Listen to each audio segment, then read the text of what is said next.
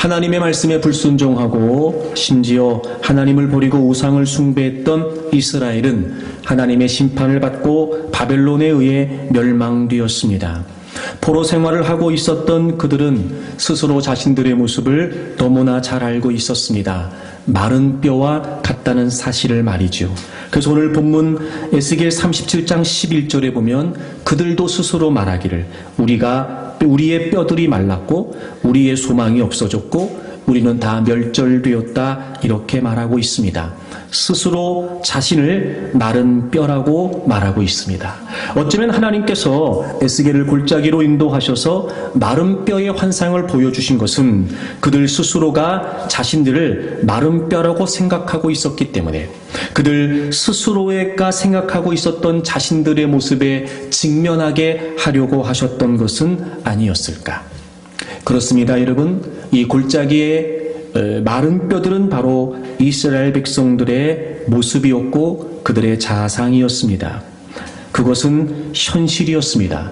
바벨론의 포로로 끌려가 그들은 지금 마른 뼈처럼 살아가고 있었기 때문입니다. 사실입니다. 분명한 사실입니다. 그런데 그들은 자신들의 눈에 보여지는 현실적인 상황 때문에 스스로 소망이 없다고 생각하고 말하고 있습니다. 사실이니까 그럴 수 있습니다. 하지만 그럼에도 불구하고 우리가 한 가지 간과하지 말아야 될 사실은 눈에 보여지는 그 현실 때문에 그들의 생각이 병들었고 그들의 언어가 병들었다는 겁니다. 제가 왜 이렇게 말씀을 드리는지 아십니까? 지금 그들 어디에도, 그들의 생각에도, 그들의 언어에도 하나님은 계시지 않았습니다. 더 이상 그들은 지금 하나님을 바라보지 않고 있습니다. 더 이상 그들은 지금 하나님을 의지하지 않고 있습니다. 이스라엘은 자신들에게 주어진 현실, 지금 자신들의 눈앞에 펼쳐져 있는 현실 때문에 좌절하고 낭망했습니다. 더 이상 그 어떤 소망도 자신들에게는 없다고 생각했습니다. 하지만 한 가지 오늘 우리는 본문을 통해 놀라운 사실을 발견하게 됩니다. 그러나 하나님은 다르셨습니다. 지금 골짜기에 마른 뼈만 보입니다. 여러분, 그 마른 뼈를 보면서 무슨 생각을 할 수 있을까? 그 마른 뼈를 보면서 무슨 소망을 가질 수 있을까? 그런 놀라운 사실은 하나님은 다르셨다는 겁니다. 하나님은 다르게 보셨고 그리고 다르게 말씀하셨습니다. 오늘 본문 5절과 6절에 영거포 하나님께서는 그 에스겔이 분명히 보고 있었던 현실이 확실했던 그 마른 뼈를 향해 이렇게 생각하고 말씀하십니다. 주 여호와께서 이 뼈들에게 이같이 말씀하시기를 내가 생기를 너희에게 들어가게 하리니 너희가 살아나리라. 살아나리라. 6절에도 반복되고 있습니다. 너희 위에 힘줄을 두고 살을 입히고 가죽으로 덮고 너희 속에 생기를 넣으리니 너희가 살아나리라. 살아나리라. 지금 에스겔이 보고 있는 똑같은 마른 뼈였습니다. 이스라엘 백성들 스스로가 소망이 없다고 생각했던 그 상황 그대로입니다. 그럼에도 불구하고 하나님은 다르셨습니다. 하나님은 생각이 다르셨고 그래서 하나님은 보는 게 다르셨고 그래서 하나님은 말씀하시는 것이 다르셨습니다. 마른 뼈가 살아나게 되리라 라고 하나님은 말씀하셨던 것입니다. 그렇습니다, 여러분. 하나님은요, 우리와 다르게 생각하시고 우리와 다르게 보십니다. 그리고 다르게 말씀하시죠. 하나님은 우리처럼 지금 벌어지고 있는 현실만 보시는 것이 아니라 먼 미래를 보고 계십니다. 하나님은 그저 표면적으로 벌어지는 현상만 보시는 것이 아니라 그 이면을 깊이 있게까지 보시는 분이십니다. 멀리 보시고 깊게 보십니다. 바로 그 하나님의 시각, 그 하나님의 관점, 여러분, 우리는 그걸 비전이라고 말하는 겁니다. 그리고 누가 봐도 그 어떤 소망이 없을 그 마른 뼈, 그 마른 뼈까지도 포기하지 않으시고 그 마른 뼈가 다시 살아날 것이라고 하는 소망을 품고 선포하시는 이 하나님의 비전. 골짜기에서도 은혜를 베푸신 하나님께서는 바로 마른 뼈에게도 소망을 두신다는 거예요. 아멘. 여러분, 인생에 있어서 정말 중요한 게 뭔지 아십니까? 사건도 아니고 사람도 아닙니다. 인생에 있어서 정말 중요한 것이 무엇인지 아십니까? 현실도 아니고 현상도 아닙니다. 인생에 있어서 가장 중요한 것은 비전입니다. 어떻게 보느냐? 어떻게 생각하느냐? 어떻게 말하느냐? 마른 뼈를 보시면서도 소망을 선포하시는 하나님. 다르게 보셨기 때문이고 다르게 생각하셨기 때문이었습니다. 오늘 우린 본문을 통해 정말 말도 안 되는 한 가지 사실을 인정하지 않을 수 없습니다. 에스겔이 봤던 그 마른 뼈, 그래서 주어진 그의 생각, 하나님께서 보고 계셨던 그 마른 뼈, 그래서 하나님이 선포하신 그 말씀. 여러분, 하나님이 보신 대로 됐고 하나님이 말씀하신 대로 됐다는 거예요. 아멘. 마른 뼈에게도 소망을 두시는 하나님. 여러분, 바로 그 하나님이 우리의 하나님이십니다. 아멘. 사실 여러분, 우리는 우리 자신이 마른 뼈처럼 골짜기에 쓰러져 있다라고 생각되기도 할 겁니다. 우리 눈에 보이는 게 전부인 것처럼 여겨지기도 하고, 그래서 우리는 사실 우리가 보는 현실 그 이상을 생각할 수도 없으며 그 이상을 말할 수도 없습니다. 그럼에도 불구하고 마른 뼈에게도 소망을 두시는 하나님의 비전으로 바라볼 수 있다면 더 새롭게 볼 수 있고 더 깊게 볼 수 있고 그리고 감추어진 것까지도 볼 수 있습니다.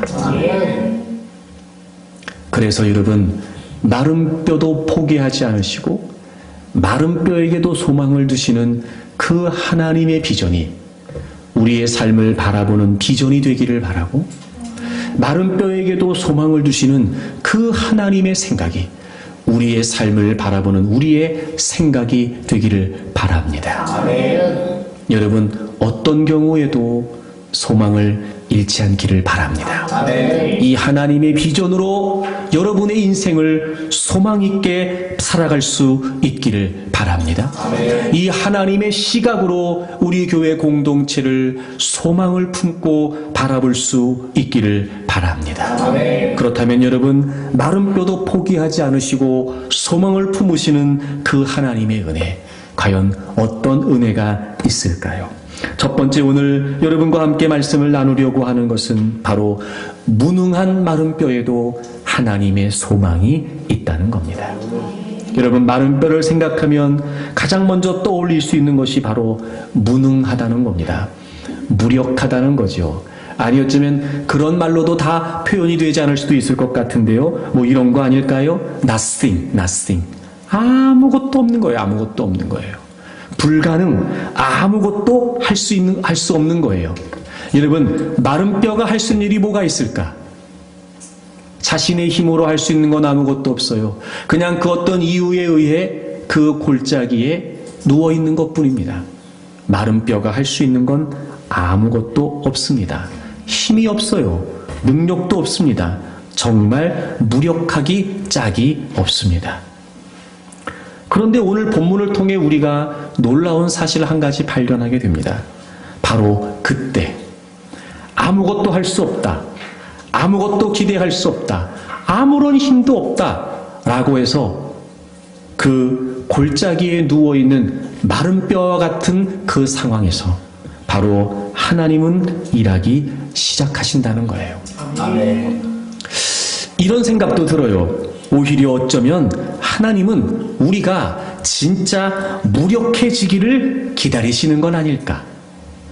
우리가 정말 아무것도 아니라는 사실을 인정할 수밖에 없는 그 상황, 그것을 기다리시기라도 하시듯 바로 그때 하나님은 하나님의 역사를 시작하신다는 거예요. 어쩌면 그래서 여러분, 우리 스스로가 무력하다는 걸 느끼는 것, 내가 할 수 있는 게 아무것도 없구나 라고 하는 거 말입니다. 조금이라도 힘이 있을 때는 발버둥 치면서 뭔가 좀 살아보겠다고 할 수 있는데, 야, 이제는 그렇게 발버둥 칠 만한 힘조차 없다고 느껴지는 거예요. 털썩 주저앉아서 그 어떤 소망도 없이 아무것도 할 수 없다라고 하는 생각에 사로잡히게 되는 것. 여러분, 오히려 그게 하나님의 역사가 시작되는 은혜일 수도 있다는 거예요. 하나님은 그걸 원하시는 것 같아요. 나의 가능성을 근거로 하나님을 믿기를 원하시기보다는 하나님의 가능성을 근거로 나의 인생을 보기를 원하시는 거예요. 근데 우리는 희한하게도 하나님이 어떤 분이신지 모르지 않음에도 불구하고 자꾸 나의 가능성만 염두에 두는 거예요. 여러분, 가만히 한번 생각해 보세요. 우리가 그 무엇이라도 할 수 있을 것 같고 내게 남아있는 것이 무엇이라도 있어 그걸 기대할 수 있다. 이럴 때는 하나님을 믿겠다, 이런 믿음이 생기는데, 정말 내가 아무것도 없는 nothing의 상태이다, 제로의 상태이다 라고 생각되면은요, 믿음도 없어지는 것 같아요. 그런 걸 보면 여러분, 때로는 하나님이 우리에게 그런 무기력한 상황을 통해 물으시는 건 아닐까? 너는 누구를 믿는 거냐? 너는 뭘 믿고 있는 거냐? 하나님이 그걸 묻고 계시는 건 아닐까 말이에요. 하지만 여러분, 괜찮습니다.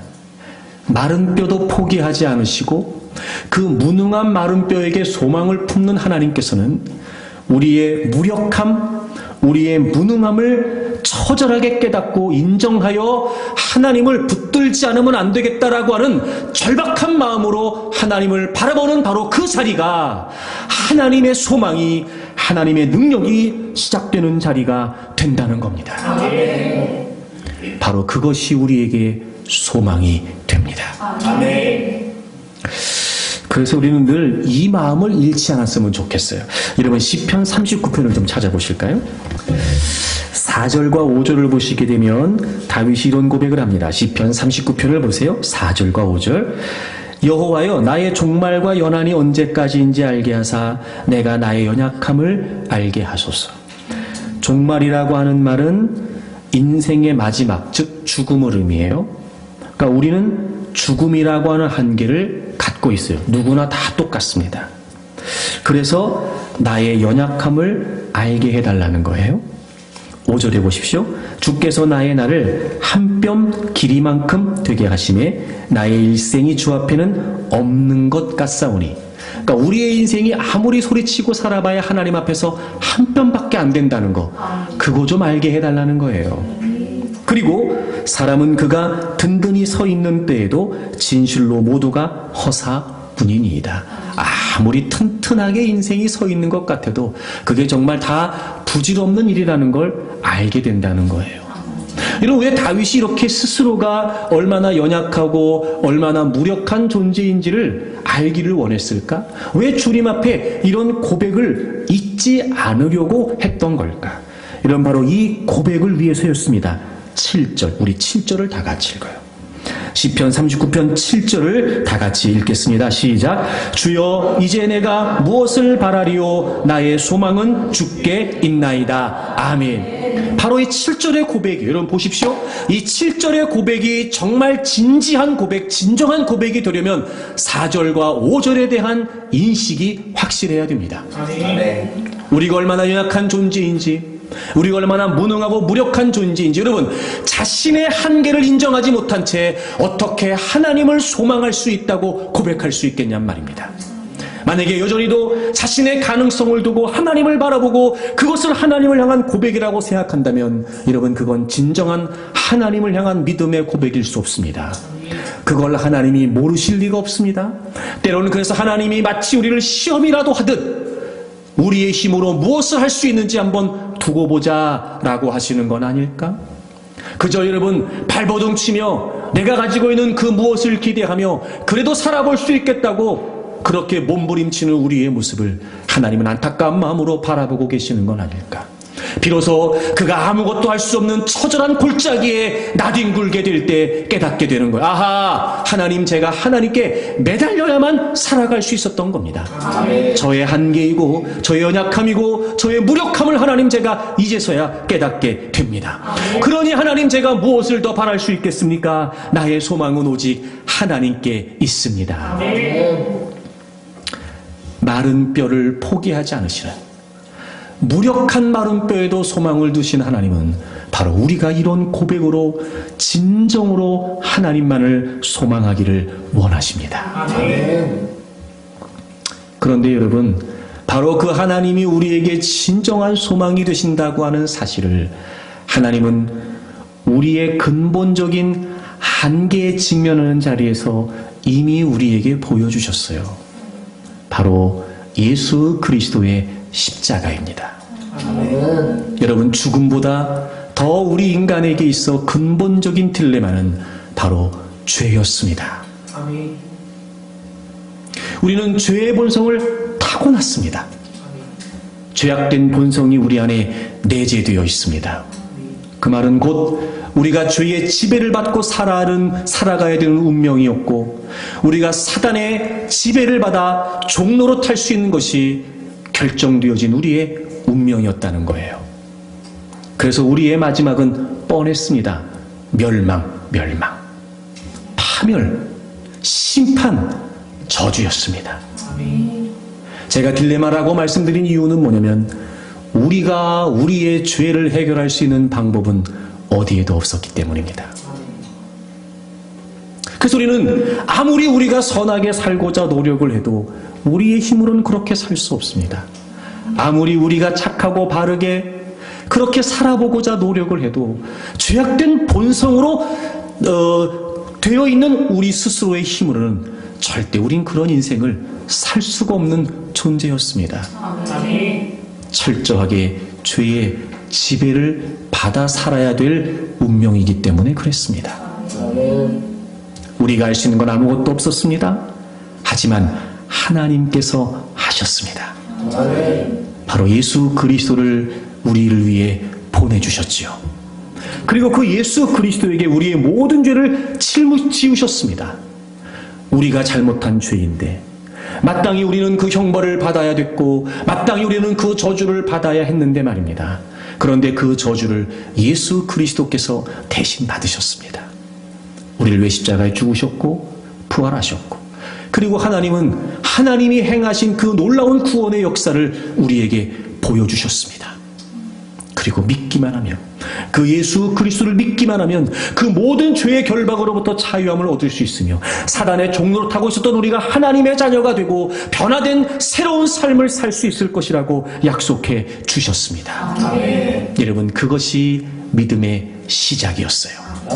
분명한 우리의 딜레마, 분명한 우리의 한계, 우리의 무력함, 우리의 무능함, 정말 마른 뼈와 같았던 우리, 그 어떤 선한 일도 기대할 수 없었으며 그 어떤 하나님의 은혜도 기대할 수 없었던 우리에게 끝까지 마른 뼈도 포기하지 않으시고 소망을 두셨던 하나님께서는 죄의 지배를 받고 사단의 지배를 받고 마른 뼈와 같은 우리에게 십자가의 은혜를 베풀어 주셨습니다.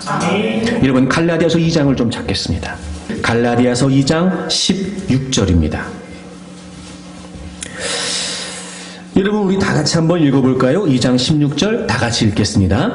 사람이 의롭게 되는 것은 율법의 행위로 말미암음이 아니요 오직 예수 그리스도를 믿음으로 말미암는 줄 알므로 우리도 그리스도 예수를 믿나니 이는 우리가 율법의 행위로서가 아니고 그리스도를 믿음으로써 의롭다함을 얻으려 함이라. 율법의 행위로서는 의롭다함을 얻을 육체가 없느니라. 아멘. 여러분, 이 한 구절 안에요, 동일한 표현이 3번 대조되면서 반복되고 있어요. 율법의 행위, 그리고 동시에 믿음. 율법의 행위가 3번 반복되어 있고 믿음이 3번 반복돼요. 그러면서 결정적으로 우리가 무엇을 해서 하나님을 믿는다, 우리가 율법의 행위로 말미암아 의롭다심을 얻는다, 하나님의 자녀가 된다, 이렇게 표현되어 있지 않아요. 오직 예수 그리스도를 믿음으로, 오직 예수 그리스도를 믿음으로 우리도 그리스도 예수를 믿나니. 그리고 그리스도를 믿음으로써. 여러분, 이런 겁니다. 진짜 믿음은 뭐냐면요, 내가 할 수 있는 것을 의지하는 것이 아니라 진짜 믿음은 하나님께서 무엇을 하셨고 하나님께서 무엇을 하고 계시는지를 의지하는 거였어요. 우리는 무능한 존재였습니다. 적어도 주 앞에서만큼은 우리는 철저하게 마른 뼈와 같은 모습이었습니다. 우리가 할 수 있는 게 아무것도 없었어요. 하지만 하나님께서 예수 그리스도를 보내주셨고, 하나님께서 대속의 제물로 예수 그리스도를 십자가에 못 박으셨습니다. 그리고 하나님께서 그분을 부활시키셨고 하나님의 아들 메시아라고 하는 사실을 우리에게 증명해 주셨습니다. 그리고 하나님이 우리에게 약속해 주셨습니다. 믿으면 구원을 얻게 된다고 말이죠. 믿으면 그 죄의 결과로부터, 그 죄의 딜레마로부터 우리를 건져주시겠다고 하나님이 약속해 주셨습니다. 내가 무엇을 해서 내가 무엇을 할 수 있다, 내가 무엇을 했다, 내가 무엇을 할 것이다, 여러분, 우린 그것을 의지하여 믿음을 얻는 것이 아니었습니다. 하나님께서 하신 일, 하나님께서 행해 주신 일, 바로 그것을 믿는 것이 믿음의 시작이었습니다. 그러니 여러분, 우리는 아무리 우리가 무능하고 무력한 자리에 마른 뼈처럼 버려져 있다 해도 얼마든지 우리는 소망을 가질 수 있습니다. 바로 우리의 믿음이 시작되었던, 처절한 절망이었고 멸망이었고 심판이었고 저주였던 우리가 바로 다시 희망과 소망을 가질 수 있었던 바로 그 예수 그리스도의 십자가, 마른 뼈같이 버렸던 우리에게 소망을 주심으로 말미암아 십자가를 통해 우리에게 하나님의 은혜를 베푸셨던 바로 그 자리, 여러분, 그 십자가가 우리에게 있는 한 우리는 얼마든지 소망을 가질 수 있습니다. 여러분, 그리고 그것이 바로 하나님의 사랑이었습니다. 분명히 로마서 5장은 우리에게 증언해주고 있습니다.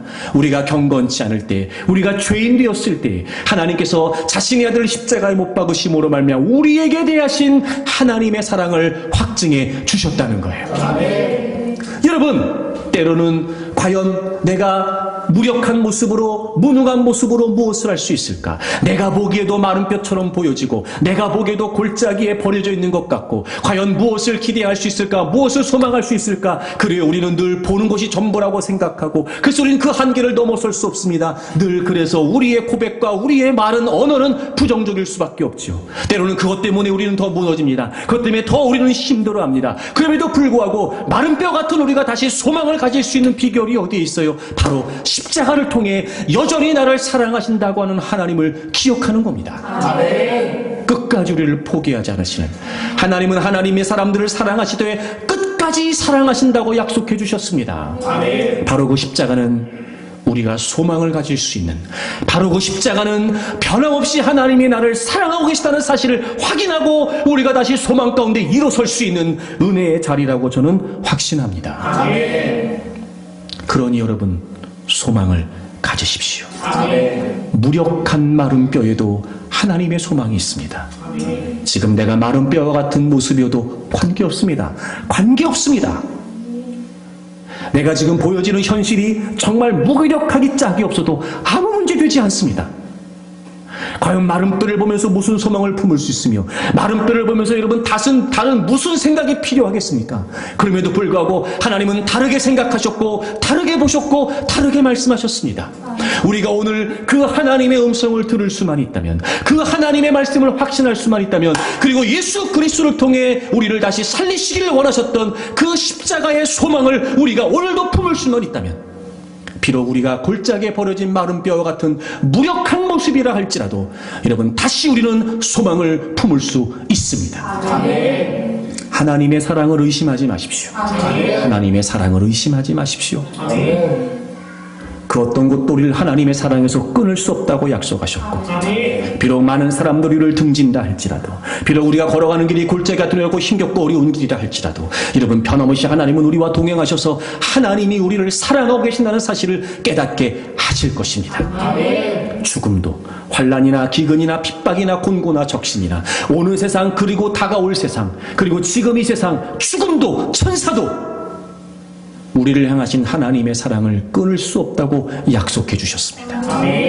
사랑하는 여러분, 하나님의 사랑이 확증된 바로 그 십자가, 여러분, 그 십자가의 은혜로 말미암아 날마다 소망을 품을 수 있기를 축복합니다.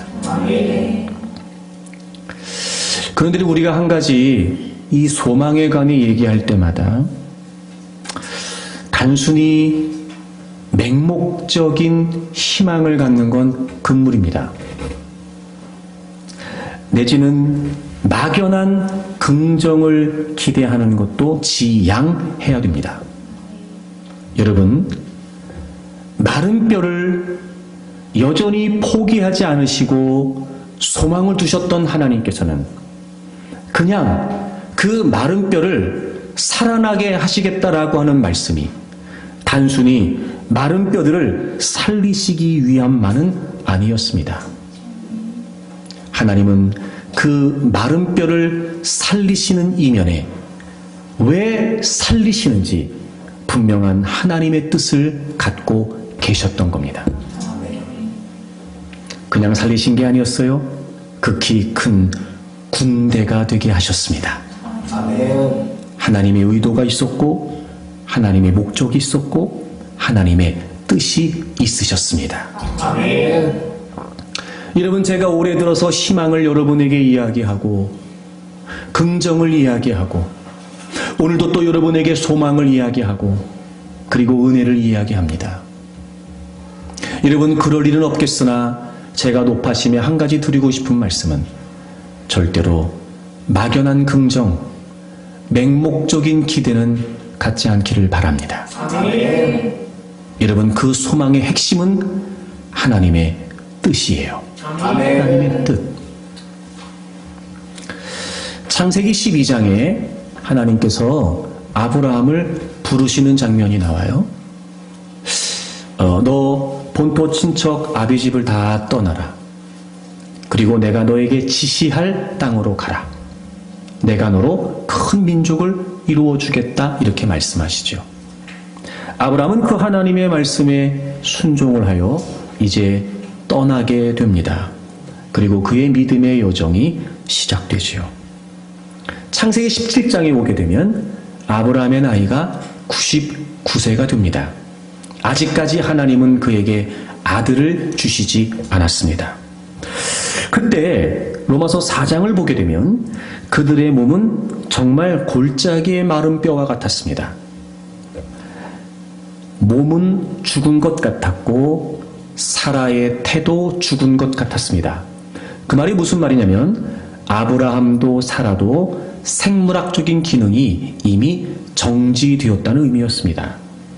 다시 말하면 그들의 몸에서 자녀가 태어나리라고 하는 소망은 이미 끊어진 상태였습니다. 골짜기에 있는 마른 뼈와 같은 상태가 바로 아브라함과 사라의 모습이었습니다. 그래서 그들은 스스로를 그렇게 생각했습니다. 이제 우리에게는 소망이 없다고 말이죠. 여러분, 창세기 17장을 좀 찾아보겠습니다. 아브라함이 99세 때 하나님께서 그에게 나타나셔서 아들을 주시겠다고 또 말씀하세요. 아들을 주시겠다고 또 말씀하십니다. 그때 아브라함이 이렇게 하나님께 이야기합니다. 17절을 보세요. 아브라함이 엎드려 웃으며 마음속으로 이르되, 그러니까 생각하는 거예요. 지금 본인들이. 아브라함이 100세 된 사람이 어찌 자식을 낳을까? 사라는 90세니 어찌 출산하리요? 그러니까 본인들이 지금 본인들의 모습을 너무나 잘 알고 있었어요. 현실적으로 아이를 갖는 게 불가능하다는 걸 말이죠. 근데 하나님은 그에게 그 앞에부터 쭉 보시게 되면 아브라함의 이름을 아브람에서 아브라함으로 바꿔주세요. 아브라함이라는 말의 뜻은 여러 민족의 아버지라는 의미였어요. 사레의 이름을 사레에서 사라로 바꿔주세요. 그건 여러 민족의 어머니라는 의미였어요. 그러니까 아들을 주시겠다는 거거든요. 근데 여러분, 아브라함과 사라는 자신의 모습을 너무나 잘 알고 있었어요. 소망이 없다는 걸 말이죠. 그래서 그 말씀을 들었던 아브라함이 엎드려 웃으며 그러니까 이런 거 아닐까? 하나님께서 그렇게 하신 말씀을 비웃기라도 하듯 아이고 참 하나님이 나를 잘 모르시나, 하나님이 사라를 잘 모르시나, 이 나이에 어떻게 아이를 낳는다고, 우리는 아이를 낳을 수 있는 소망이 하나도 없는데, 이런. 그러면서 얘기하는 거예요. 100세 된 사람이 어찌 자식을 낳을까? 사라는 90세니 어찌 출산하리요? 여러분, 그들에게 보여지는 생각 때문에 그들의 언어도 그들의 생각도 다 병들어 있었습니다. 그리고 창세기 18장에 오게 되면 하나님께서 아브라함에게 나타나세요. 그리고 역시나 그에게 또 아들을 주시겠다고 말씀하시죠. 그때 이제는 그 이야기를 듣고 있었던 사라가 이렇게 반응합니다. 여러분, 창세기 18장 12절을 보세요. 창세기 18장 12절. 사라가 속으로 웃고 이르되 내가 노쇠하였고 내 주인도 늙었으니 내게 무슨 즐거움이 있으리요. 여러분, 아브라함과 똑같았어요. 사라도. 사실 28장에서는요 하나님이 보다 직접적으로 말씀하세요. 뭐라고 말씀하셨냐면, 여러분 10절을 보시게 되면 그가 이르시되 내년 이맘때 내가 반드시 내게로 돌아오리니 내 아내 사라에게 아들이 있으리라. 분명히 직접적으로 말씀하세요. 내 아내 사라에게 아들이 있으리라, 이렇게 말씀하셨단 말이에요. 그 얘기를 듣던 사라가 얘기하는 거예요. 아이고 참 하나님, 이제 와서 내가 다 늙었는데 무슨 내가 아들을 낳을 수 있겠습니까? 여전히 그렇게 생각하고 있었어요. 여러분, 그들의 보여지는 그들의 모습은 마른 뼈와 같았습니다. 그게 현실이었어요. 그게 사실이었습니다. 겉돈 소망도 없었어요. 그래서 그들은 그렇게 이야기하는 거예요. 그렇게 생각했고, 그렇게 봤고, 그렇게 말했어요. 근데 하나님이요, 그들의 생각과 그들의 언어를 고쳐주세요. 그러지 말라는 겁니다. 그렇게 하지 말라는 거예요. 그래서 여러분 18장 13절을 보세요. 여호와께서 아브라함에게 이르시되 사라가 왜 웃으며 이르기를 내가 늙었거늘 어떻게 아들을 낳으리오 하느냐? 너네 왜 그렇게 생각해? 너네 왜 그렇게 보고 왜 그렇게 말하느냐? 14절. 여호와께 능하지 못한 일이 있겠느냐? 기한이 이를 때에 내가 내게로 돌아오리니 사라에게 아들이 있으리라. 아멘. 너희들이 보는 대로 보지 말라는 겁니다. 그렇게 생각하지 말라는 거예요. 그렇게 말하지 말라는 겁니다. 지금 하나님께서는 그들의 생각과 그들의 언어에 도전하고 계시는 거예요. 그들의 시각에 비전을 주시는 겁니다. 즉 마른 뼈 같았던 아브라함과 사라, 그 누가 봐도 그 어떤 경우에서도 그 어떤 상황에서도 도무지 아이를 낳을 수 없는 불가능한 상황, 어떤 소망도 없었던 그들, 어쩌면 그들의 생각이 당연하지요. 무슨 생각을 더 할 수 있겠습니까? 그러므로 그들이 지금 자신들을 보는 시각을 틀리다라고 말할 수 있는 사람은 아무도 없을 겁니다. 그리고 그들의 말에 모두가 다 수긍하겠지요. 하지만 한 분, 하나님은 다르셨다는 거예요. 아멘. 왜 소망을 갖지 못하는 거냐는 겁니다. 왜 소망을 품지 못하냐는 겁니다. 왜 보는 대로만 보고, 왜 생각하고, 왜 그렇게만 말하냐는 거예요. 하나님이 능하시 못하겠느냐? 하나님께서 행하지 못하시겠느냐? 하나님께 능하지 못한 일이 있겠느냐? 네. 그리고 그들의 생각 속에, 그들의 언어 속에, 그리고 그들의 시각 속에 하나님을 믿는 믿음을 주문하시는 거였습니다. 네. 그리고 드디어 창세기 21장을 가보세요, 여러분. 창세기 21장 1절과 2절을 우리 같이 한번 읽어볼까요? 창세기 21장 1절과 2절을 다 같이 읽겠습니다. 여호와께서 말씀하신 대로 사라를 돌보셨고 여호와께서 말씀하신 대로 사라에게 행하셨으므로 사라가 임신하고 하나님이 말씀하신 시기가 되어 노년의 아브라함에게 아들을 낳으니. 아멘. 반복되는 표현 나오지요? 하나님께서 말씀하신 대로, 하나님께서 말씀하신 대로. 여러분, 하나님이 말씀하셨어요. 분명히 아들을 낳을 수 없는 상황이었습니다. 그런데 하나님이 그들에게 끊임없이 말씀해 주셨어요. 왜 그렇게 보냐는 거예요. 왜 그렇게 생각하냐는 거예요. 왜 그렇게 말하냐는 거예요. 그리고 하나님은 계속해서 그들에게 말씀하세요. 내가 아들을 주겠다 말이에요. 아들을 주겠다. 그리고 창세기 21장에 드디어 놀라운 일이 벌어졌습니다. 아무런 소망도 없었던 마른 뼈와 같은 아브라함과 사라에게 하나님께서 말씀하신 대로 아들이 주어졌어요. 아멘. 여러분, 이런 겁니다. 마른 뼈와 같은 우리가 어떻게 소망을 품을 수 있을까?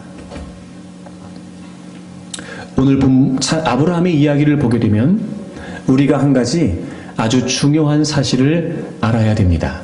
자, 여러분, 이렇게 한번 우리 생각해 볼까요? 아브라함이 100살이었고 사라가 90살이었어요. 그때 아들을 주실 수 있는 하나님이셨어요. 하나님의 능력은 아브라함이 100살이어도 사라가 90살이어도 얼마든지 아들을 주실 수 있는 능력 있는 분이셨어요. 그렇죠, 여러분? 자, 그러면 그를 부르셨을 때 75세에 바로 아들을 주실 수는 없었던 걸까? 100살에 아들을 주실 수 있는 능력 있는 하나님께서 그를 부르셨을 때 바로 그 75세 때 그때는 아들을 주실 수 없었던 걸까? 그렇지 않아요. 여러분 보세요. 이 아브라함의 이야기의 핵심은 그러므로 능력이 문제가 아니라는 거예요. 하나님의 능력이 문제가 아니고요. 하나님의 의도, 하나님의 뜻이 이유였던 거예요.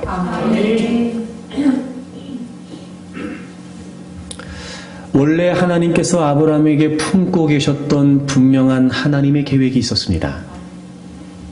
내가 너로 말미암아 모든 민족이 복을 받게 할 것이다. 너로 큰 민족을 이루어 줄 거다. 내가 너를 번성케 한다. 그리고 너는 복 그 자체가 될 거야. 그래서 너로 말미암아 모든 민족이 복을 받게 될 것이다. 바로 예수 그리스도를 이 땅에 보내시길 원하셨던 하나님의 그 원대한 계획이 비로소 아브라함을 부르시면서 시작이 되고 있었던 모습이었습니다. 분명한 하나님의 계획이 아브라함에게 있었어요. 하나님께서는 아브라함이 그 하나님의 계획, 그 하나님의 역사를 확신하고 하나님이 원하시는 대로 인생을 살아가기를 원하셨던 거예요. 그래서 하나님은 아들을 주시겠다고 약속하셨고 지금 그들의 모습은 아들을 낳을 수 없는 무력하고 무능한 상황이었지만 하나님의 뜻으로 이끌어 가시기 위해 계속해서 하나님께서는 그들에게 말씀하고 계시는 거예요. 그리고 비로소 그들은 하나님이 누구신지, 하나님께서 무슨 일을 행하시는지, 그래서 하나님은 얼마나 하나님의 뜻을 확실히 이루실 수 있는 분이신지, 여러분, 하나님께서는 그의 인생을 통해서 하나님이 어떻게 하나님의 일들을 이루어 가시는지를 보게 하시기를 원하셨던 거예요. 아멘. 능력이 문제가 아니었어요. 하나님의 의도가 이유였던 겁니다. 그리고 그들은 정말 이제는 아이를 낳을 수 없는 불가능한 상황에 도달했다. 마치 모든 상황이 끝났다 싶은 그 상황에서 비로소 하나님이 하시는 일을 보게 됐고, 그래서 하나님이 어떤 분이신지를 깨닫게 됐겠지요. 그리고 하나님은 그 아브라함을 통해, 그 이삭을 통해 하나님의 약속을 이어가시면서 원래 아브라함에게 품으셨던 그 분명한 하나님의 원대한 계획, 바로 그 하나님의 계획을 이루어 가셨던 겁니다. 그렇습니다, 여러분. 정말 우리에게 소망이 되는 건 뭘까요? 바로 우리의 인생을 향하신 하나님의 뜻입니다. 그리고 하나님은 그 하나님의 뜻을 우리를 통해 펼쳐가시는 과정에 때로는 우리가 의심이 되기도 합니다. 왜냐하면 우리는 자꾸 하나님의 뜻을 놓치거든요.